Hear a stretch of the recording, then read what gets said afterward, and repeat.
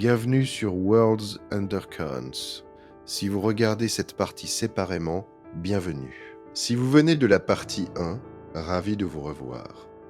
Dans la première partie, nous avons voyagé des civilisations oubliées de l'Amérique ancienne jusqu'à l'étincelle qui a mis la Révolution en marche. Maintenant, nous entrons dans le chapitre le plus dramatique et le plus sanglant de cette histoire. Dans cette deuxième et dernière partie, nous allons assister à la façon dont 13 colonies ont osé défier le plus grand empire du monde. Comment la Constitution américaine est née, comment la nation s'est déchirée en deux, et comment, des cendres de la guerre de sécession, l'Amérique s'est élevée en géant industriel et future superpuissance. C'est l'histoire de révolution, de division, de sacrifice et de renaissance extraordinaire. Préparez-vous, nous continuons. Chapitre 1. La route vers la Révolution. Après la guerre de 7 ans, la tension entre les colonies et Londres grandissait d'année en année. La Grande-Bretagne, accablée par une dette énorme, décida que les colonies devaient contribuer à payer leur propre défense. Les colons, cependant, estimaient qu'ils avaient déjà assez payé, avec leur sang, et qu'ils méritaient désormais les mêmes droits que les habitants de la Grande-Bretagne elle-même. Tout commença avec le Stamp Act de 1765. La nouvelle taxe touchait presque tout. Journaux, documents juridiques, jeux de cartes, même les diplômes. Des vagues de protestations balayèrent les colonies. À Boston, une foule détruisit la maison du percepteur. Des réunions de masse eurent lieu à New York et à Philadelphie. Les colons scandèrent le cri de ralliement de l'époque. Pas d'impôts sans représentation. Le Parlement fut contraint d'abroger le Stamp Act, mais le problème n'était pas résolu. Londres continua de chercher de nouveaux moyens de remplir ses caisses. En 1767, les Townshend Acts imposèrent des droits sur le verre, le plomb, la peinture et le thé. Les protestations reprirent. Les colons commencèrent à boycotter les marchandises britanniques. Les femmes organisèrent des groupes « Filles de la liberté », filant leur propre laine et cousant leurs propres vêtements pour ne plus rien acheter à l'Angleterre.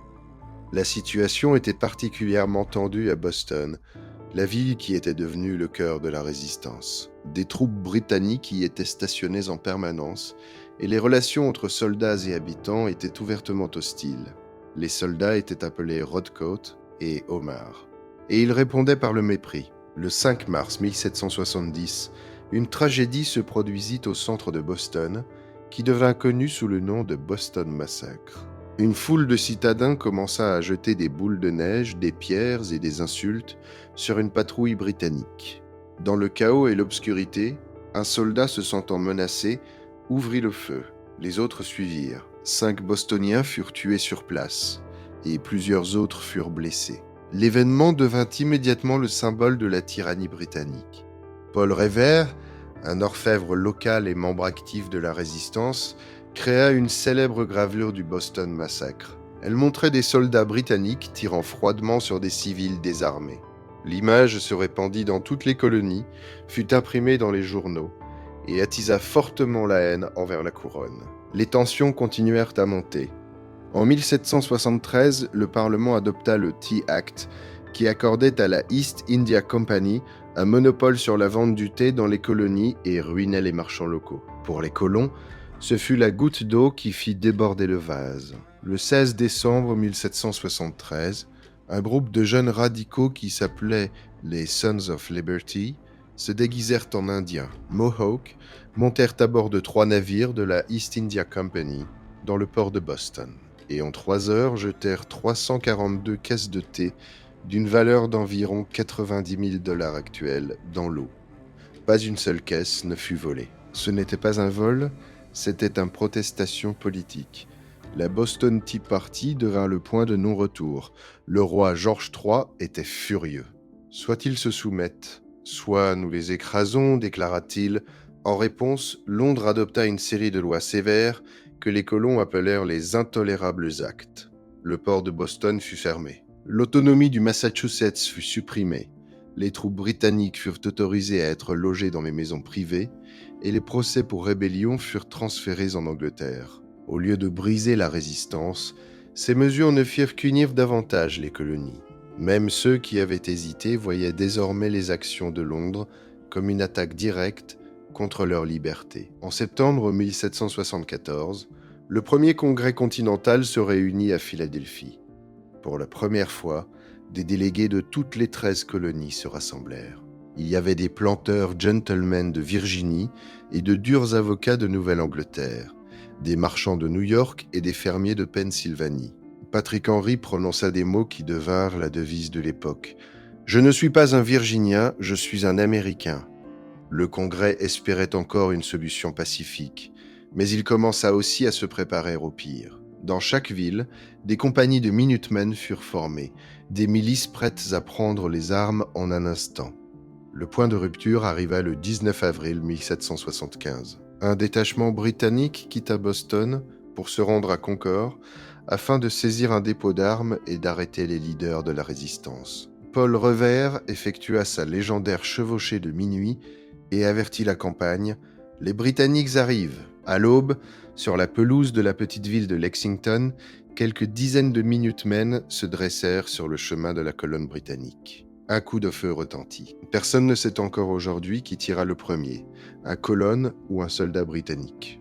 Mais ce coup de feu est entré dans l'histoire comme le coup de feu entendu dans le monde entier. La guerre d'indépendance avait commencé. Ce qui avait commencé comme des protestations contre les impôts et les lois injustes s'était transformé en une révolution totale. D'un côté, se tenait le plus grand empire de la Terre, avec la marine la plus puissante, une armée professionnelle et d'immenses ressources. De l'autre, se tenaient 13 colonies dispersées sans gouvernement central, sans argent et sans troupes régulières. Mais les colons possédaient quelque chose que les Britanniques n'avaient pas. Ils se battaient pour leur foyer, leur terre, et une idée en laquelle ils croyaient vraiment. Chapitre 2. La guerre d'indépendance. La guerre qui commença ressemblait à une pure folie. D'un côté se trouvait le plus grand empire du monde, avec la marine la plus puissante, une armée professionnelle, d'énormes ressources financières et des siècles d'expérience militaire. De l'autre côté se trouvaient 13 colonies désorganisées sans gouvernement central, sans armée régulière, sans argent, sans navires de guerre et presque sans industrie. Mais les Américains possédaient quelque chose que les Britanniques n'avaient pas. Ils se battaient pour leur propre foyer, leur propre terre, et une idée en laquelle ils croyaient profondément. Le deuxième congrès continental, réuni à Philadelphie en mai 1775, prit une décision cruciale. Il nomma George Washington commandant en chef de l'armée continentale. Ce fut le choix parfait. Washington n'était pas un génie militaire. Il perdit plus de batailles qu'il n'en gagna pendant la guerre. Mais il possédait une rare combinaison de qualités, une volonté inébranlable, l'honnêteté, une immense autorité personnelle et la capacité de maintenir les hommes unis dans les moments les plus sombres. Washington comprenait une chose par-dessus tout. Tant que son armée existait, la révolution continuait. Il ne cherchait pas de victoire spectaculaire à tout prix. Il mena une guerre d'usure, évitant les batailles décisives, quand les chances étaient contre lui et préservant son armée à tout prix. À l'été 1776, il devint clair qu'une réconciliation avec la Grande-Bretagne était impossible. Le 4 juillet 1776, le Congrès adopta la Déclaration d'indépendance, un document rédigé principalement par le jeune Thomas Jefferson, alors âgé de 33 ans. Ces mots restent parmi les plus révolutionnaires de l'histoire humaine. Nous tenons ces vérités pour évidentes par elles-mêmes, que tous les hommes sont créés égaux, qu'ils sont dotés par leur Créateur de certains droits inaliénables, parmi lesquels la vie, la liberté et la recherche du bonheur. Pour la première fois dans l'histoire, les droits de l'homme furent proclamés, non comme un don d'un roi ou d'un gouvernement, mais comme quelque chose donné à chaque personne à la naissance. Les cloches de Philadelphie sonnèrent la naissance d'une nouvelle nation, mais déclarer l'indépendance se révéla bien plus facile que de la défendre. Les premières années de la guerre furent une série de lourdes défaites. Les Britanniques capturèrent New York. L'armée de Washington fondait à cause des désertions, des maladies et du manque de tout, nourriture, vêtements et armes. L'hiver 1777-1778 À Valley Forge devint l'une des périodes les plus sombres de la Révolution. Les soldats vivaient dans des huttes pleines de courants d'air. Beaucoup étaient pieds nus et laissaient des empreintes sanglantes dans la neige. Il semblait que l'armée allait se désintégrer. C'est pendant ces mois qu'un miracle se produisit. L'officier prussien, baron Friedrich von Steuben, arriva au camp et commença à entraîner les soldats. Il transforma de pauvres miliciens mal formés en une véritable armée professionnelle. Au même moment, les Français, inspirés par la résilience américaine, décidèrent d'intervenir. Le tournant arriva après la bataille de Saratoga en octobre 1777. Les forces américaines, sous le commandement du général Horatio Gates, encerclèrent et forcèrent à la capitulation une armée britannique entière, dirigée par le général Burgoyne. Ce fut la première grande victoire américaine. La nouvelle de Saratoga atteignit rapidement l'Europe. La France, l'ennemi de longue date de la Grande-Bretagne, vit que les Américains pouvaient gagner. En 1778, Benjamin Franklin, qui avait charmé la cour française par sa sagesse et sa simplicité, signa un traité d'alliance avec la France. La guerre n'était plus seulement une rébellion coloniale à l'intérieur de l'Empire britannique, elle était devenue une guerre mondiale. La fin arriva à l'automne 1781 dans la petite ville de Yorktown, en Virginie. Le général britannique Lord Cornwallis y était retranché, attendant de l'aide par la mer. Mais la flotte française, sous l'amiral de Grasse, bloqua la baie de Chesapeake, et les forces combinées de Washington et du général français Rochambeau encerclèrent rapidement les Britanniques par terre. Lorsque les Britanniques sortirent pour se rendre le 19 octobre 1781, leurs fanfares militaires jouaient l'air « The World Turned Upside Down ». C'était la vérité littérale. Le plus grand empire de la Terre s'était rendu à ses anciens sujets. En 1783, le traité de Paris fut signé. La Grande-Bretagne reconnut officiellement l'indépendance des États-Unis d'Amérique. La guerre était terminée. Mais après avoir gagné l'indépendance, les Américains découvrirent soudain qu'ils étaient à peine une nation. La première constitution, les Articles of Confederation, créa un gouvernement central si faible qu'il ne pouvait même pas lever des impôts, maintenir une armée ou réguler le commerce entre les États. Les États commencèrent à se faire la guerre commerciale et à imprimer leur propre monnaie avec des valeurs différentes. Le pays sombra rapidement dans le chaos et la crise économique. Beaucoup commencèrent à réaliser que si la Révolution avait été gagnée, l'expérience républicaine pouvait encore échouer. Chapitre 3. La Constitution. Les premiers présidents et une nouvelle république. Après avoir gagné l'indépendance, les Américains se retrouvèrent face à un problème inattendu et dangereux. Ils étaient à peine une nation unie. La première constitution, les Articles of Confederation, créa un gouvernement central extrêmement faible. Le Congrès n'avait pas le pouvoir de lever des impôts, de maintenir une armée permanente, de réguler le commerce entre les États ou d'obliger les États à obéir à ses décisions. Chaque État vivait selon ses propres règles. Il imprimait sa propre monnaie, fixait ses propres tarifs et concluait des accords commerciaux séparés.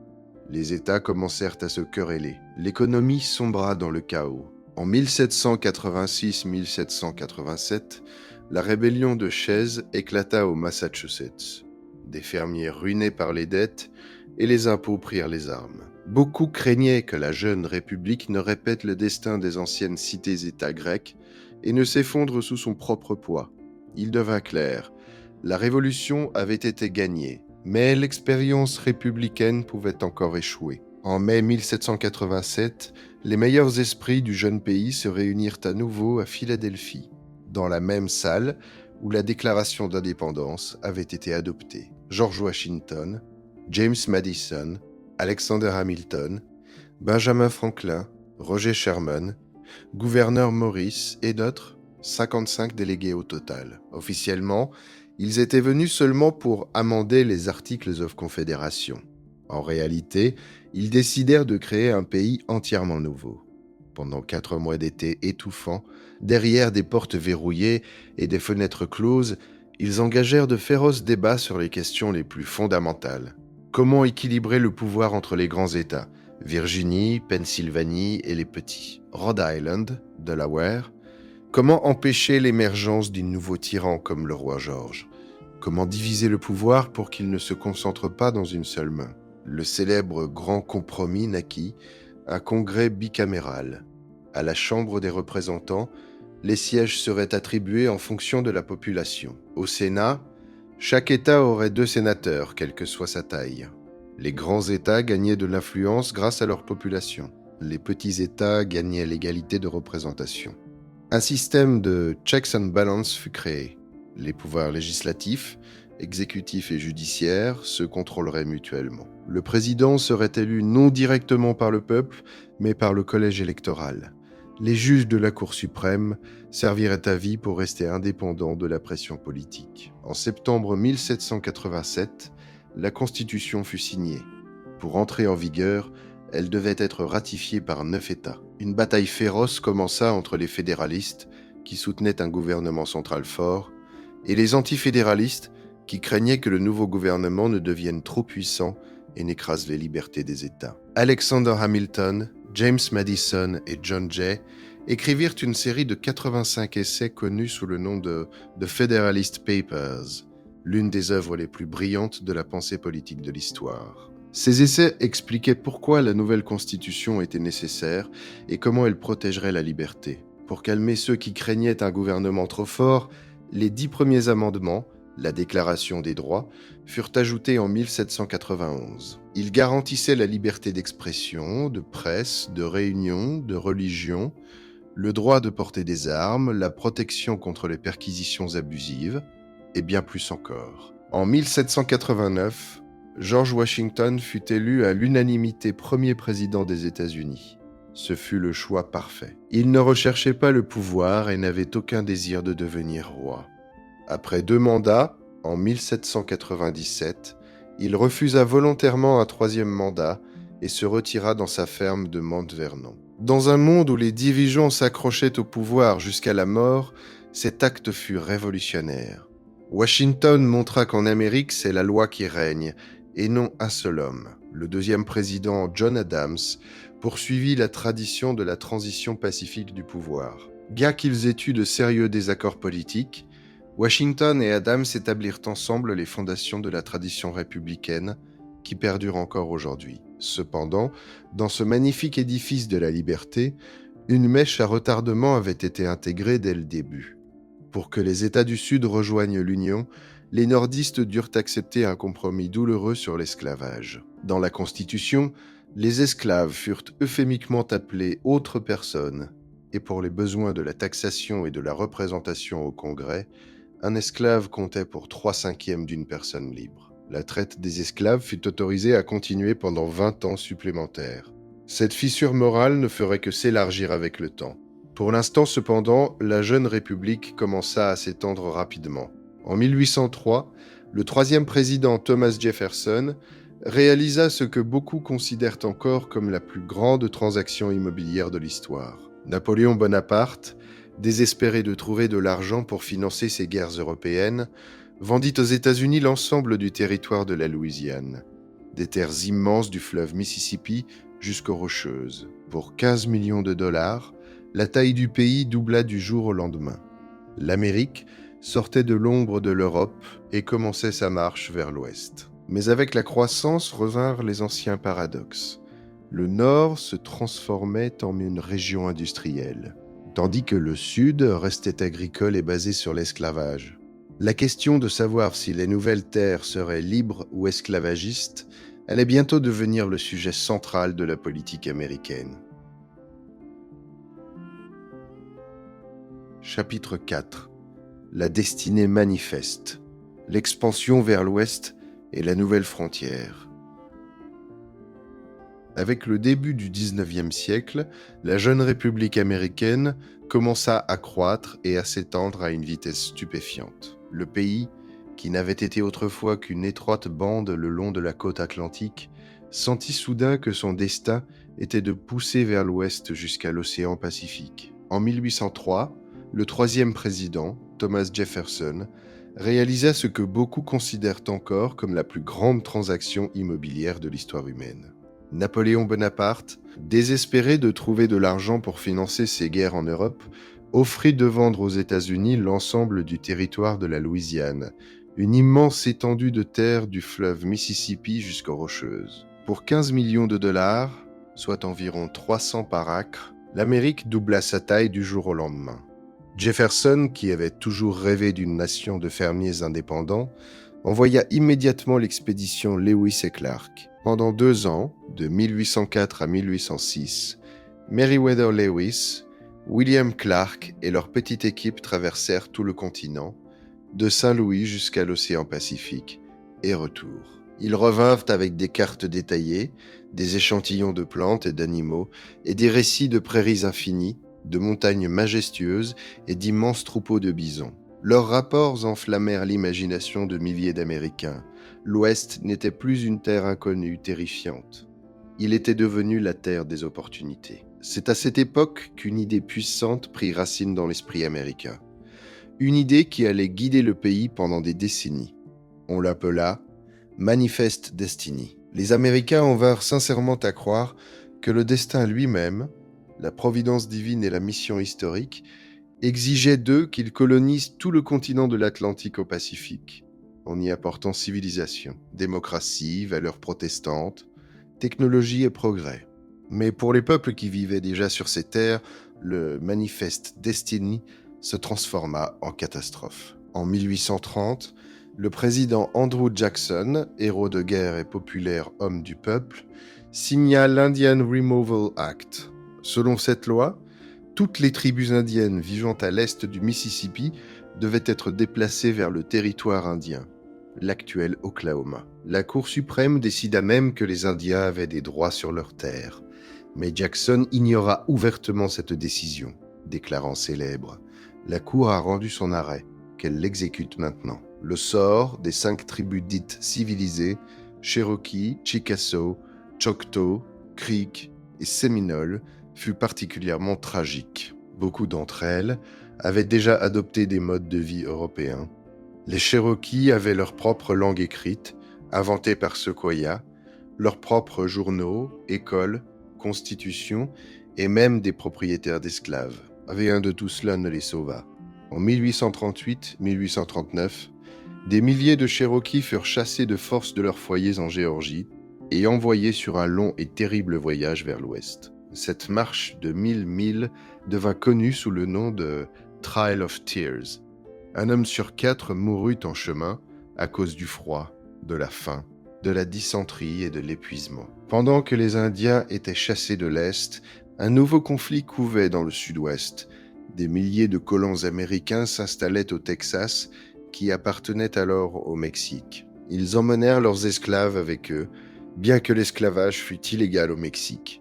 En 1835, la révolution du Texas éclata. La légendaire défense de la mission de l'Alamo, où un petit groupe de défenseurs, dont Davy Crockett et Jim Bowie, combattit jusqu'à la mort contre l'armée mexicaine du général Santa Anna, devint un symbole national de résistance. Le Texas finit par gagner son indépendance et exista pendant plusieurs années en tant que république indépendante.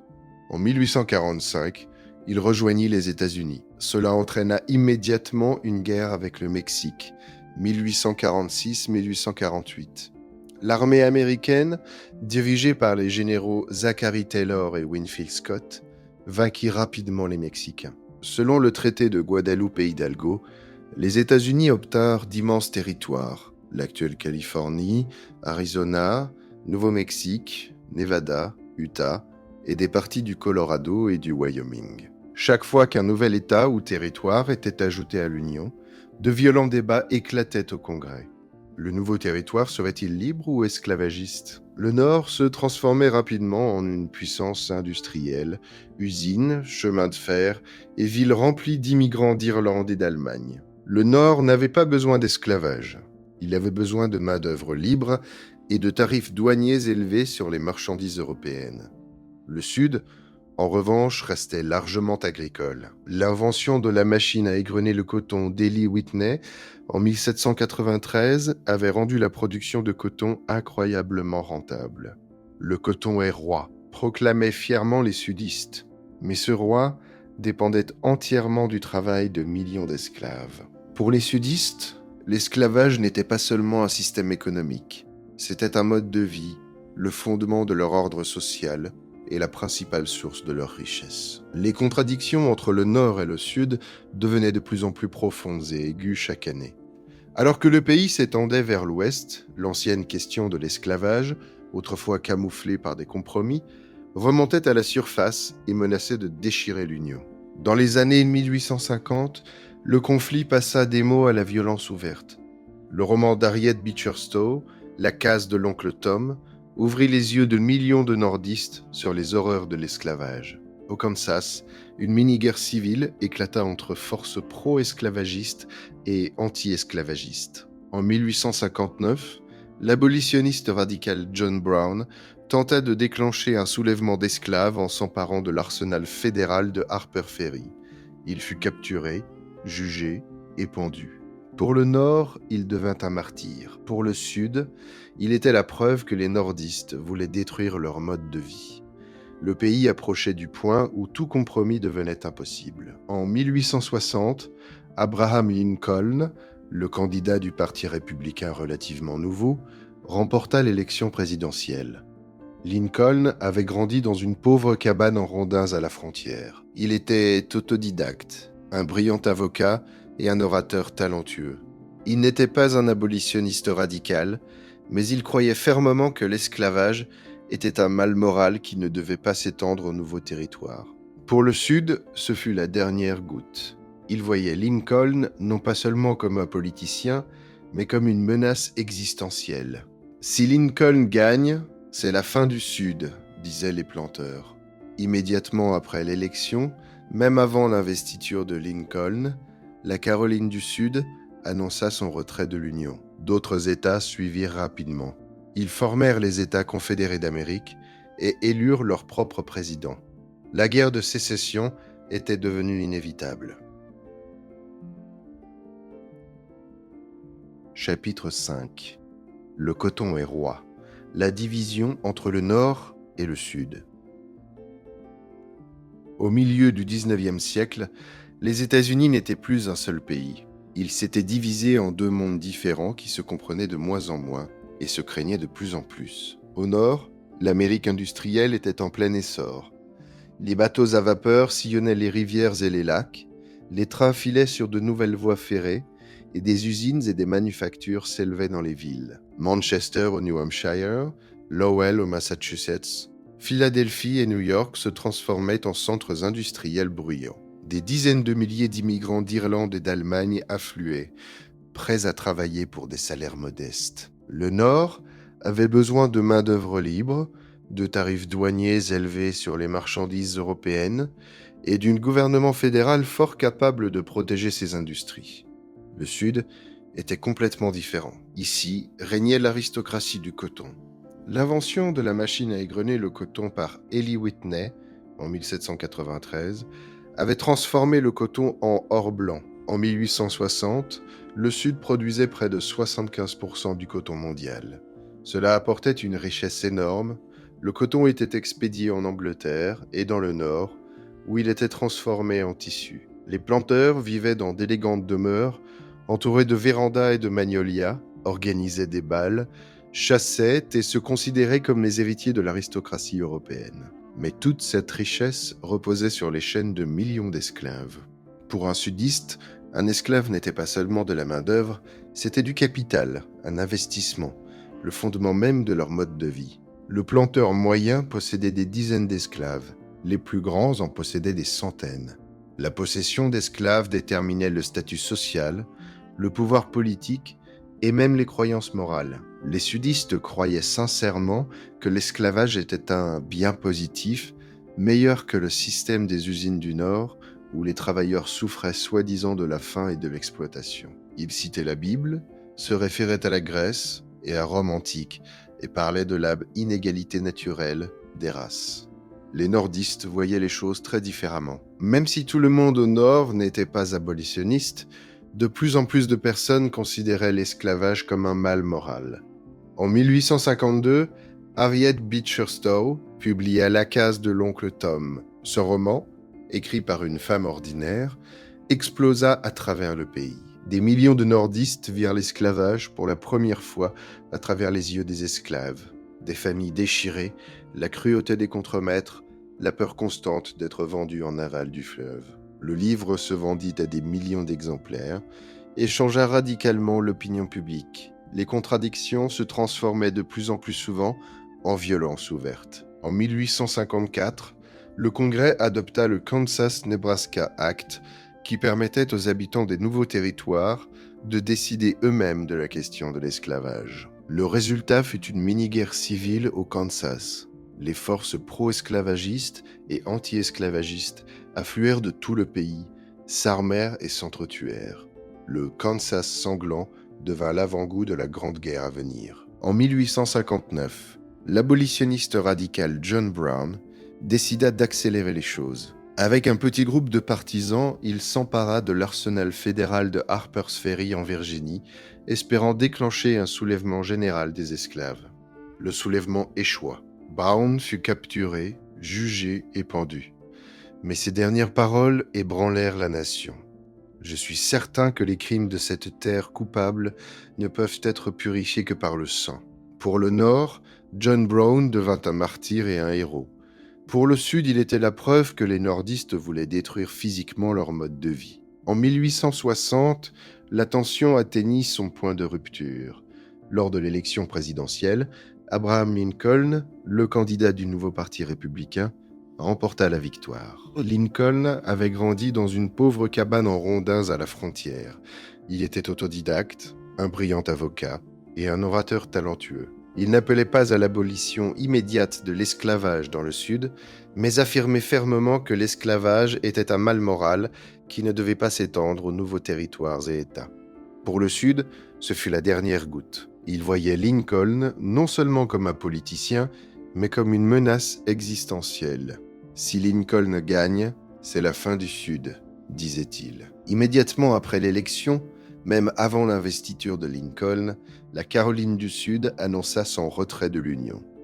Le Mississippi, la Floride, l'Alabama, la Géorgie, la Louisiane et le Texas suivirent rapidement. Ces 7 États formèrent une nouvelle nation, les États confédérés d'Amérique, et élurent leur propre président. La guerre de sécession était devenue inévitable. Chapitre 6. La guerre de sécession. Ce fut la guerre la plus sanglante et la plus terrible de l'histoire américaine. Frères combattit contre frères, voisins contre voisins, État contre État. En 4 ans de guerre de sécession, plus d'Américains moururent que dans toutes les autres guerres américaines réunies, plus de 600 000 personnes. À titre de comparaison, les États-Unis perdirent environ 400 000 vies pendant la Seconde Guerre mondiale. La guerre commença le 12 avril 1861 par les tirs sur Fort Sumter. Le Sud était confiant en une victoire rapide. Il avait de meilleurs généraux, une excellente cavalerie, un moral élevé et la conviction qu'il défendait ses foyers et son mode de vie. Le Nord, au début, semblait mal préparé à une guerre sérieuse. Mais il devint vite évident que ce serait un nouveau type de guerre, le premier guerre industrielle de l'histoire. Les chemins de fer déplaçaient des armées entières en quelques jours. Le télégraphe transmettait les ordres presque instantanément. Les fusils rayaient et la nouvelle artillerie pouvait tuer à une demi-lieue. La guerre devint totale. Ce ne furent plus seulement les armées qui combattirent, mais les économies entières, les ressources et la volonté de peuples entiers. Le Nord avait des avantages écrasants en ressources. 90% de la production industrielle du pays, la plupart des chemins de fer, des banques et une population de 22 millions contre 9 millions dans le Sud, dont plus de 3,5 millions étaient esclaves. Le Sud comptait sur le coton comme roi coton, espérant que la Grande-Bretagne et la France entreraient en guerre à ses côtés pour s'assurer des matières premières. Cela n'arriva jamais. La première grande bataille à Bull Run, en juillet 1861, montra qu'il n'y aurait pas de victoire facile. Les forces sudistes, sous le commandement du général Thomas, Stonewall Jackson, repoussèrent les troupes nordistes. Beaucoup au nord réalisèrent pour la première fois que la guerre serait longue et sanglante. Le Sud avait des commandants brillants.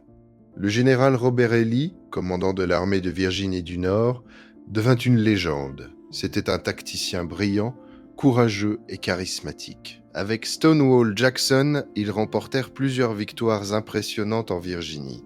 Cependant, le Nord renforçait progressivement sa puissance. En septembre 1862, après la sanglante bataille d'Antietam, la journée la plus sanglante de l'histoire américaine, avec plus de 23 000 tués et blessés en une seule journée, le président Abraham Lincoln prit une décision décisive. Il proclama l'émancipation.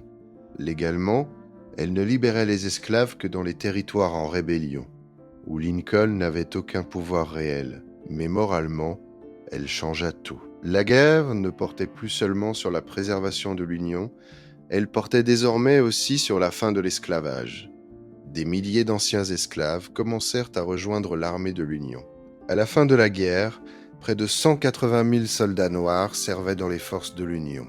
Ils combattirent avec un courage particulier, car ils se battaient pour leur propre liberté. L'année 1863 devint le tournant. Le général Robert E. Lee décida de porter la guerre sur le sol du Nord, pour forcer le Nord à faire la paix. En juillet, deux armées s'affrontèrent dans la petite ville de Gettysburg, en Pennsylvanie. Pendant 3 jours, l'une des plus grandes batailles de l'histoire américaine fit rage. Le point culminant fut la célèbre charge de Pickett, lorsque des milliers de confédérés traversèrent un champ ouvert sous un déluge de feux d'artillerie nordiste. Le Sud subit une défaite dévastatrice. Le même jour, le 4 juillet 1863, à l'ouest, le général Ulysses S. Grant captura la forteresse clé de Vicksburg sur le fleuve Mississippi. La Confédération fut coupée en deux. Le Nord contrôlait désormais tout le grand fleuve. En novembre 1863, Lincoln se rendit sur le champ de bataille de Gettysburg pour inaugurer un nouveau cimetière militaire. Il prononça un discours qui ne dura que 2 minutes, mais devint l'un des plus célèbres de l'histoire américaine, afin que ces morts ne soient pas morts en vain, afin que cette nation, sous Dieu, connaisse une nouvelle naissance de la liberté, et afin que le gouvernement du peuple, par le peuple, pour le peuple ne disparaisse pas de la terre. La phase finale de la guerre fut impitoyable. Lincoln nomma Ulysses S. Grant commandant de toutes les armées du Nord. Grant comprenait qu'il avait plus d'hommes et de ressources. Il mena donc une guerre d'usure. Pendant que Grant clouait l'armée de Lee près de Richmond, le général William Tecumseh Sherman effectua sa célèbre marche vers la mer à travers la Géorgie. Son armée traça une large bande de destruction à travers Atlanta et au-delà, brûlant plantations, voies ferrées et dépôts de ravitaillement. C'était la guerre totale, une guerre non seulement contre l'armée ennemie, mais contre son économie et sa volonté de continuer à se battre. Le 9 avril 1865, dans le petit village d'Appomattox, le général Robert E. Lee, vêtu de son plus bel uniforme de parade, se rendit à Ulysses S. Grant. Grant fit preuve d'une rare générosité. Il autorisa les soldats sudistes à garder leurs chevaux pour labourer leurs champs et leur donna des rations alimentaires. Il les renvoya chez eux sans humiliation. La guerre était terminée. Mais la joie de la victoire fut de courte durée. Seulement 5 jours plus tard, le 14 avril 1865, vendredi saint, l'acteur John Wilkes Booth se glissa dans la loge présidentielle au Ford's Theater, à Washington, et tira une balle dans la tête d'Abraham Lincoln. Le président mourut le lendemain matin. Il devint la victime la plus importante de la guerre, l'homme qui avait guidé le pays à travers ses années les plus sombres et qui ne vécut pas assez longtemps pour voir la paix qu'il avait gagnée. La guerre de sécession était terminée, l'esclavage était détruit, l'Union était préservée. Mais d'énormes questions se posaient désormais à l'Amérique. Comment réunir un pays déchiré? Comment intégrer des millions d'esclaves libérés dans la société? Et une nation qui a survécu à une guerre aussi terrible, peut-elle vraiment devenir une seule et même nation? Les réponses seraient cherchées pendant l'ère de la reconstruction et la croissance économique explosive qui serait plus tard appelée le Gilded Age. Chapitre 7. L'Amérique s'élève. Reconstruction, âge d'or et puissance mondiale. La guerre était terminée, mais la vraie paix ne vint pas facilement. L'Amérique faisait face à une tâche énorme: reconstruire le Sud dévasté, intégrer 4 millions d'esclaves nouvellement libérés dans la société et restaurer l'unité d'une nation déchirée par 4 années de sang versé. Cette période fut connue sous le nom de Reconstruction, de 1865 à 1877. Au début, il y eut un véritable espoir. Le Congrès, désormais dominé par les républicains radicaux, adopta 3 amendements historiques à la Constitution. Le 13e amendement en 1865 abolit définitivement et définitivement l'esclavage sur tout le territoire des États-Unis. Le 14e amendement en 1868 accorda la citoyenneté à toutes les personnes nées aux États-Unis, y compris les anciens esclaves, et leur garantit une égale protection devant la loi. Le 15e amendement en 1870 donna le droit de vote à tous les hommes, quelle que soit leur race. Pour la première fois, des sénateurs et des députés noirs apparurent au Sud. Les esclaves libérés commencèrent à aller à l'école, à ouvrir des églises et à essayer de reconstruire leur vie. Le gouvernement fédéral créa le Freedmen's Bureau pour aider les anciens esclaves avec de la nourriture, des vêtements, du travail et de la terre.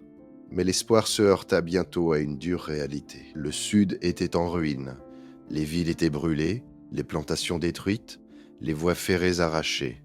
Les Blancs du Sud se sentaient humiliés par la défaite et n'avaient aucune intention d'abandonner le pouvoir facilement. À mesure que les troupes fédérales se retiraient progressivement, des organisations terroristes secrètes surgirent dans tout le Sud, la plus notoire étant le Ku Klux Klan. Elles intimidaient, battaient et assassinaient les Noirs qui tentaient de voter ou de revendiquer des droits égaux. En 1877, la reconstruction était pratiquement terminée. Le Sud revint sous le contrôle des démocrates blancs. Un système de loi Jim Crow apparut, une ségrégation raciale formelle qui durerait près d'un siècle. Les Noirs américains étaient techniquement libres, mais en pratique ils restaient des citoyens de seconde classe. Écoles séparées, wagons de train séparés, fontaines d'eau séparées et interdiction des mariages interraciaux. Les lynchages et la terreur devinrent partie du quotidien dans le Sud. Pendant ce temps, dans le reste du pays, un boom économique extraordinaire commençait. Il fut connu sous le nom d'âge doré, Gilded Age. En surface, l'Amérique brillait comme de l'or, mais en dessous se cachaient de profonds problèmes sociaux. En 1869, dans l'Utah, les ouvriers enfoncèrent le clou d'or achevant la première ligne de chemin de fer transcontinental. Le voyage de New York à San Francisco ne prenait désormais plus qu'une semaine en train au lieu de 6 mois en chariot. L'Amérique était devenue physiquement une seule nation. Les premiers titans industriels émergèrent. John D. Rockefeller construisit Standard Oil et contrôlait près de 90% de l'industrie pétrolière du pays. Andrew Carnegie, un pauvre immigrant d'Écosse, créa un vaste empire de l'acier. L'acier de Carnegie rendit possible les premiers gratte-ciel à Chicago et à New York. Thomas Edison, travaillant dans son laboratoire de Menlo Park, inventa littéralement l'avenir, le phonographe, la caméra de cinéma et surtout l'ampoule électrique fiable. Les villes commencèrent à briller la nuit. Jay Gould, Cornelius Vanderbilt et d'autres barons voleurs construisirent d'énormes empires ferroviaires, parfois par des méthodes impitoyables et corrompues. L'Amérique se transformait rapidement d'une nation agricole en la première puissance industrielle du monde. Au début du XXe siècle, elle avait dépassé la Grande-Bretagne en production industrielle. Le pays montait sur la scène mondiale. En 1898, les États-Unis vainquirent l'Espagne lors de la guerre hispano-américaine et acquièrent Porto Rico, Guam et les Philippines. Hawaï fut annexée. La marine américaine devenait l'une des plus puissantes forces océaniques.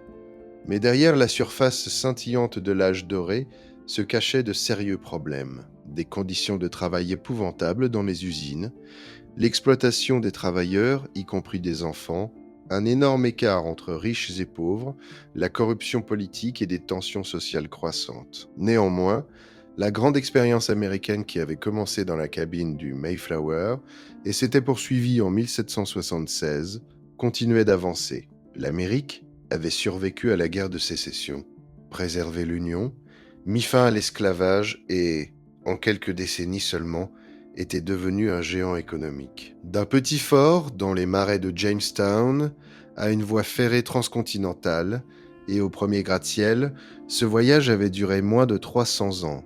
Mais l'histoire était loin d'être terminée. Devant elle se profilaient de nouvelles épreuves. La Première Guerre mondiale, la Grande Dépression, la Seconde Guerre mondiale et l'émergence de l'Amérique en tant que superpuissance mondiale.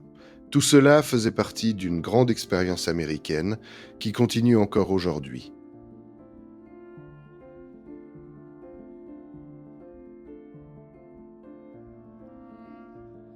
Chapitre 8. L'expérience américaine. Une nation toujours en devenir. L'histoire de l'Amérique est l'histoire d'une expérience presque impossible. En seulement 500 ans, un petit groupe de personnes désespérées, fanatiques religieux, aristocrates ruinés, criminels en fuite, paysans pauvres et rêveurs en quête d'une vie meilleure, a transformé les rivages sauvages d'un continent inconnu en la nation la plus puissante que notre planète ait jamais connue. Nous avons commencé cette histoire par une question simple. Pourquoi ici ? Pourquoi ces gens ? La réponse que nous avons trouvée est à la fois simple et complexe. L'Amérique est née de paradoxes. En 1619, à Jamestown, les premiers esclaves africains arrivèrent presque au même moment que la première assemblée législative élue. En 1620, à bord du Mayflower, des réfugiés signèrent la première constitution civile du monde. En 1776, la Déclaration d'indépendance proclama que tous les hommes sont créés égaux, alors même que l'esclavage existait encore. En 1787, la Constitution fut rédigée sur les idéaux de la liberté, mais elle contenait un compromis sur l'esclavage qui faillit détruire le pays. L'Amérique a toujours avancé en trébuchant sur ses propres contradictions. Elle proclamait la liberté et pratiquait l'esclavage. Elle parlait d'égalité et imposait la ségrégation raciale. Elle croyait au manifeste Destiny et détruisait d'anciennes civilisations autochtones.